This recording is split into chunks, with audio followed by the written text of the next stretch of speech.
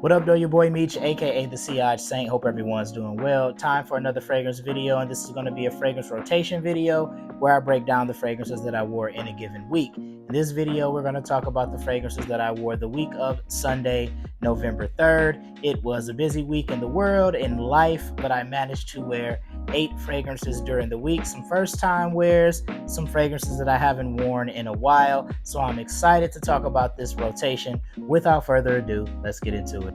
All right, starting the week off on Sunday, I wore a fragrance, a full wearing at least, for the very first time. I've had it for a few months, been doing some testing, but I finally got an opportunity to wear it fully. And so on Sunday, I went with Soul Cafe by Savoir Faire. Now, Savoir Faire is a African-American owned fragrance house based out of the Atlanta area. Now, they do more than fragrances too. I think they're more known for their fragrances, but they sell other things on their website as well. I learned about this fragrance house via Equality Fragrances. I almost dropped it. I was watching a review on his channel. He later did an interview with the actual owner and creator of the Savoir Faire fragrances, and so that got me intrigued. I went to the site. They have 10 ml samples for around $25. They also have discovery sets, which I discovered after I ordered the 2 10 ml bottles that I purchased. But Soul Cafe is essentially, to me,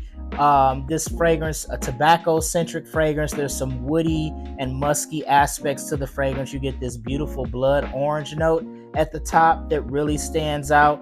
There's oud in this fragrance. There's firewood, so I do get a little bit of kind of a smoky type of vibe with this fragrance as well. And there's an Arabic coffee note, kind of gives you this semi-sweetness. So this is a great fragrance. The tobacco is not a dry tobacco at all. I think it's more of kind of a, I don't know, wet, sweet tobacco. It's not dry. I guess that's the main point I wanted to get across. Really enjoyed this wear. I got about 8 hours in the longevity department. I was out and about running errands, went on a coffee date. Someone in line at Starbucks gave me a compliment. So I really enjoy wearing this fragrance. Can't wait to spend a little more time with it, talk about it more on my channel, Soul Cafe by Savoir Faire.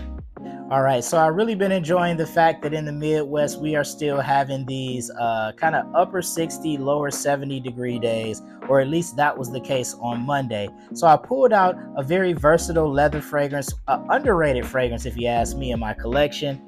I went with Bright Leather by Salvatore Ferragamo on Monday. I actually slipped upon this decant. I was in Scent Manufacturers.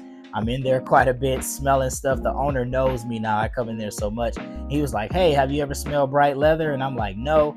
He put it on a strip for me. I smelled it. I was like, "Oh man, decant that one up for me." So this is one of the most versatile leather fragrances, definitely the most versatile that I personally have in my collection. It's funny that I would say 2 of my top 5 favorite leather fragrances in my collection are both Ferragamo fragrances, Uomo Signature and Bright Leather. Really like this. A lot of bright citrus on the top, a lot of aromatics. This is a very versatile leather fragrance that you could very well wear every day. I tend to wear it in the spring and the fall. It kind of does it for me those times of year. Definitely enjoyed wearing this on Monday. Again, Bright Leather by Salvatore Ferragamo. All right, on Tuesday, I wore another fragrance for the first time, or at least the first time wearing this flanker of this fragrance. On Tuesday, I went with Dior Sauvage Parfum. Yes, I know.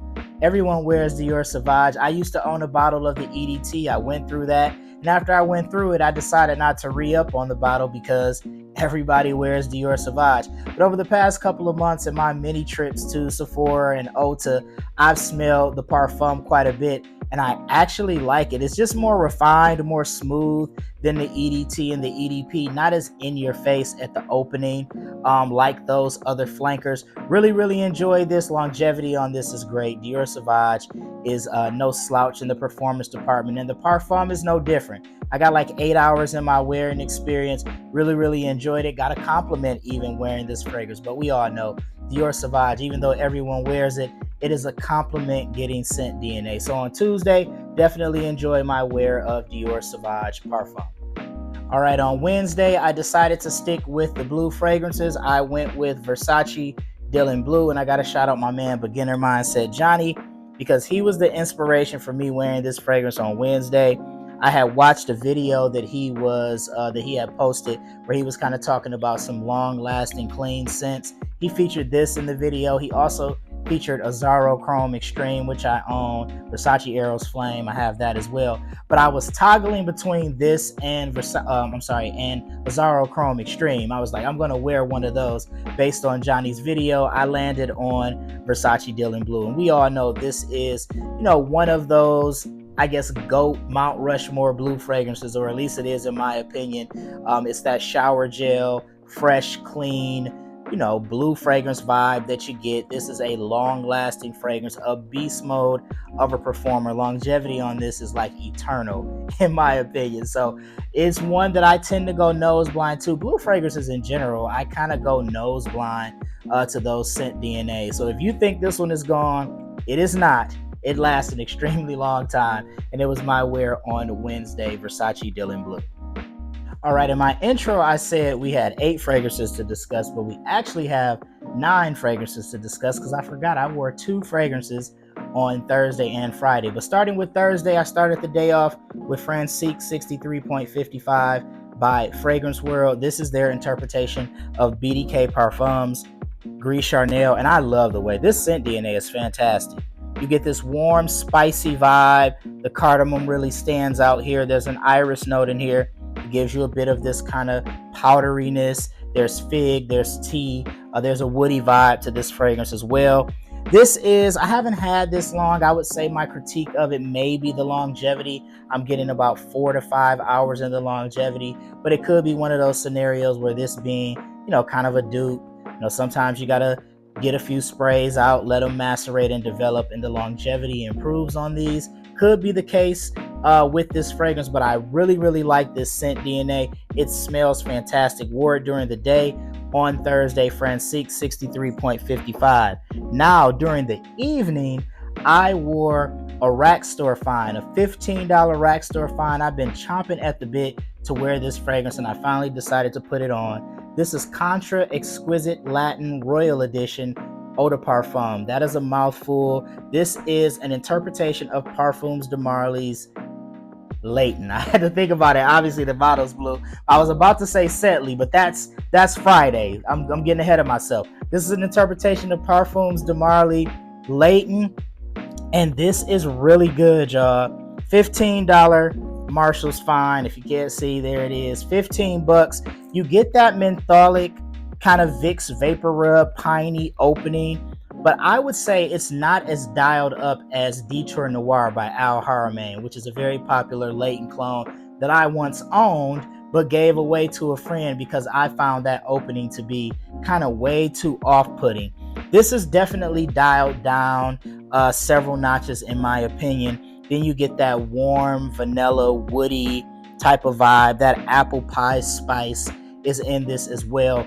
This is a strong performing fragrance. I put this on about 8 o'clock Thursday evening. I was smelling this going into the next morning. I woke up the next day, I could still smell this fragrance. So want to spend a little bit more time with it. I'm going to do a rack store review on this one, but scent profile is great. Contra fragrances are really good. Let me show y'all. I always like to do it. Pressurized atomizer. Yeah, and then you do the wave. That smells good, man. This is really good quality stuff for $15. Contra Exquisite Latin Royal Edition Eau de Parfum was my wear in the evening on Thursday. All right, I said I got a little bit ahead of myself in the last slide talking about Parfums de Marly Setley. During the day on Friday, because I wore 2 fragrances Friday, during the day I wore a Parfums de Marly Setley clone. Guys might know what I'm talking about. This is Mahir Legacy by Lattafa. And this is a fragrance that, as it has sat on my shelf and macerated and matured, it has gotten better and better. I was kind of iffy on this one at first, but my last couple of wearing experiences with this, I have really, really enjoyed. I went out to play a round of golf with friends on Friday morning. I took the day off of work, kind of a mental health day. Just wanted to throw something on fresh and clean. I didn't really smell this a lot while I was golfing. It was like mid 50s. So it was a cold, crisp day, but I wore like a zip up, kind of pull up hoodie thing, and was warm enough to beat my homeboys in a round of golf. But this is a great smelling fragrance. You get that lemon lime type of Sprite Accord. You get the aromatics. This is a good one, man. When I got back home from playing the round of golf, which was probably, 5 hours later, I was about 5 to 6 hours later, I could still smell this on my clothes. So the longevity has definitely improved over time. Really, really enjoyed my wearing experience during the day on Friday. Mahir Legacy by Lattafa. Now, during the evening on Friday, I took a little staycation, went downtown Detroit, got a hotel room, did a couple of nice things around the city. I did the Aroma Labs where I created my own fragrance. I posted some pictures of that on my community tab on my YouTube channel if you want to check that out. But Friday evening, I went with Rokas Mustache Eau de Parfum. I just featured this in a fall date night short that I did recently because this is one of my favorites. Spicy fragrance for sure.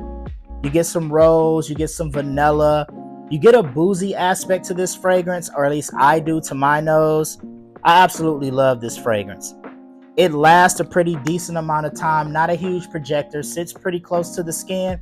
I went out, was gone for a few hours, came back to the hotel room, didn't necessarily need to reapply, but I knew I was going to be out for a few more hours, so I went ahead and reapplied. This is one of the best bang for your buck fragrances I think you can get under $40. I've even seen them now under $30 for that price. Absolute steal. One of my favorite fragrances in my collection, and I think it's honestly a 10 out of 10. Wore it on Friday evening. Rokas Mustache Eau de Parfum.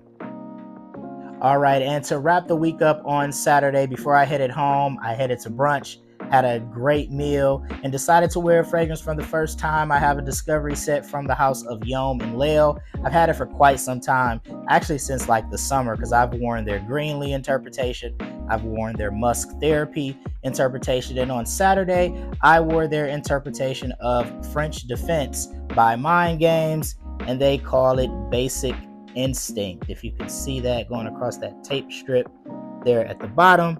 And we got Yom and Leo. Not sure if you guys can see that, but it's very small here. But again, interpretation of French Defense by Mind Games. Fantastic fragrance, y'all.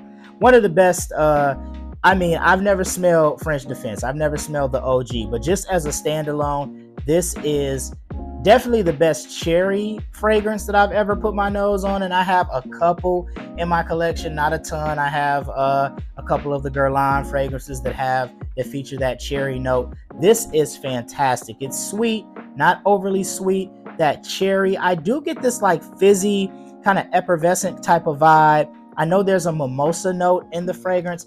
I'm not sure if it's like mimosa like the cocktail, but I get this fizzy type of brightness from this fragrance. So I wonder if it is from that. It's woody as it begins to dry down. I absolutely love this. Is the best wear of the week in my opinion. This fragrance lasts an extremely long time. I got 8 hours plus in the longevity department. Kind of sits closer to the skin after like the first hour or so that you're wearing it, but it's still there. Like, it is not gone. I was getting whiffs of this fragrance throughout the day.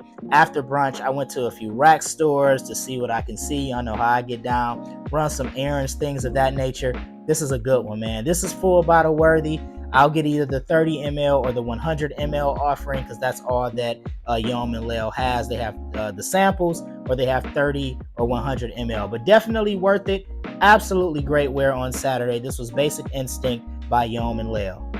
Well, there you have it, guys. My fragrance rotation for the week of Sunday, November 3rd. 9 great fragrances. I enjoyed wearing them all. What fragrances did you wear during the week? I would love to hear about those. Feel free to throw those in the comment section. Be sure to check out my social media for more. I am like 15 subscribers away from 400 subs on my YouTube channel. Thank you guys for your continued support. Definitely want to run those numbers up. Doing a giveaway once we hit 500. So we're very, very close to that 400 mark. And I'm very, very grateful for that as well. So that means you got to like and subscribe if you haven't already. That would be greatly appreciated. Once again, your boy Meech, aka the CI Saint. Until next time, take care. Peace.